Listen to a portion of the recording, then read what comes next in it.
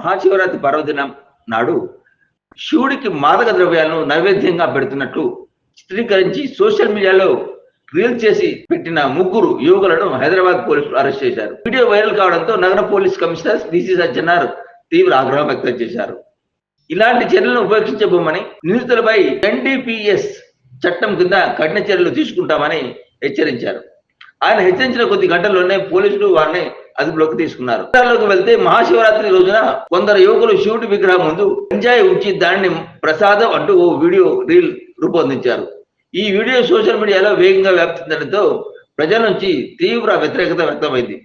ఈ ఘటనపై వీసీ సజ్జనార్ తన ఎక్స్ ఖాతా ద్వారా స్పందించారు. ఎక్స్ కోసం లోకాన్ని మరిచి వ్యూస్ కోసం విలువలను వదిలేస్తారా? ఇది కటకటాల వెనుకకు చేర్చే తీవ్రమైన నేరం. ఇలాంటి చర్యలను ఏమాత్రం సహించం అని ఆయన తీవ్రంగా హెచ్చరించారు. క్షణికానందం కోసం యువతను తమ భవిష్యత్తును నాశనం చేసుకోవద్దని సోషల్ మీడియాను సృజనాత్మకతకు వేదికగా మార్చుకోవాలని వి సజ్జనార్ సూచించారు. సిపి సజ్జనార్ వెంటనే రంగంలోకి దిగిన చార్మినార్ జోన్ టాస్క్ ఫోర్స్ పోలీసులు ఫలక్నుమా జంగంమెట్కు చెందిన ముగ్గురు యువకులను అదుపులోకి తీసుకున్నారు.